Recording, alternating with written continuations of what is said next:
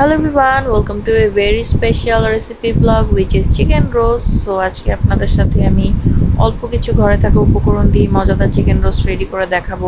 So সেটার জন্য প্রথমেই আমাদের লাগবে হচ্ছে পেঁয়াজ বেরেস্তা অনেকগুলি। সো এটা আমি প্রথমে রেডি করে নিচ্ছিলাম, আসলে আমি ইউজুয়ালি এটাই করি। সো পেঁয়াজটা বেরেস্তা হতে হতে আমি এখানে চিকেন পিসগুলো দেখিয়ে দিলাম আপনাদেরকে। মোটামুটি আমি একটু ছোট বড় মিক্স আপ করেই নিয়েছি। সো হালকা কিছু আদা রসুন, হালকা একটু হলুদ অ্যান্ড অল্প কিছু লবণ দিয়ে আমি এটা ম্যারিনেট করে রেখে দিব কিছুক্ষণ, জাস্ট ফ্রাই করার জন্য আর কি। সো ওটা অনেক বেশিক্ষণ ম্যারিনেট করার দরকার নেই, জাস্ট অল্প কিছুক্ষণ করলেই হবে। সেম পিরিয়ড আমার বেরেস্তাটা মোটামুটি হয়ে গিয়েছে। সো এটা রেডি হয়ে যাওয়ার পর বাকি রোস্টের প্রসেসটা দেখাচ্ছি আপনাদেরকে। সো এই তো সুন্দর করে আমার বেরেস্তাটা হয়ে গিয়েছে।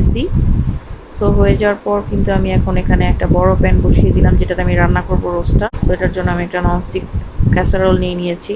সো আমি কিন্তু এখানে বেরেস্তার যে লেফট ওভার তেলটা ছিল সেটাও কিছুটা ইউজ করে নিলাম, বিকজ ওয়েস্ট করে লাভ নেই। আর বেরেস্তার তেলটা ইউজ করলে খুবই সুন্দর একটা ফ্লেভারও আসে রোস্টে। সো আমি এখানে একটু একটু করে দিয়ে দিচ্ছিলাম, দেখলাম যে মোটামুটি আমার একটা আস্তা মুরগি পুরোটাই স্পেস হয়ে গিয়েছে। তো সব একসাথে দিয়ে দিয়েছি। অনেক বেশি কড়া ফ্রাই হওয়া দরকার নেই, বাট মোটামুটি একটু ব্রাউন কালার হয়ে আসলে আমি আসলে চিকেনগুলো নামিয়ে নিব।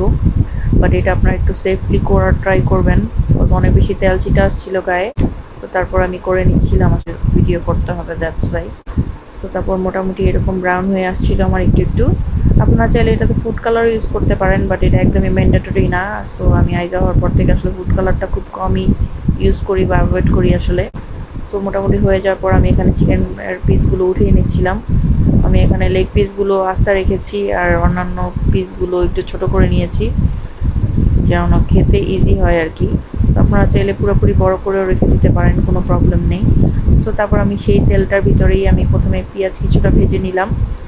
অল্প কিছু পেঁয়াজই দিয়েছি, কজ পেঁয়াজের আমি ব্লেন্ডটাও দিব, প্লাস হচ্ছে বেরেস্তাটাও ইউজ করব। সো এখানে আমি একটু লবণ আর কিছুটা আদা রসুন দিয়ে এখন আমি কুক করে নিচ্ছি ফার্স্টে। সো তারপর কিন্তু আমি অনেক কোয়ান্টিটি পরিমাণে, মানে অলমোস্ট পেঁয়াজ রসুনের ডাবল পরিমাণে পেঁয়াজ বাটা ইউজ করেছি এখানে।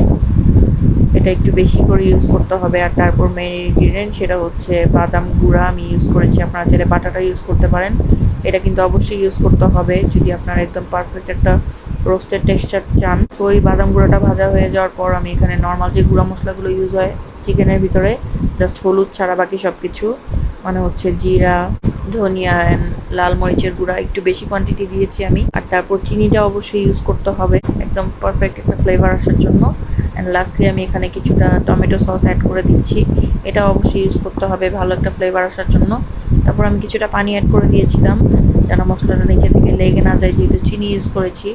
সো মোটামুটি কিন্তু আমার মশলা রেডি। সো রেডি হয়ে যাওয়ার পর আমি এখানে আমার চিকেনগুলো অ্যাড করে দিলাম। তো এখন চিকেনটা অল্প কিছুটা এটার সাথে নাড়াচাড়া করে দেন আমি কিন্তু এটাতে কোনো পানি অ্যাড করব না। আমি যেটা অ্যাড করব সেটা হচ্ছে বয়েলিং করা ঘন 1 কাপ দুধ।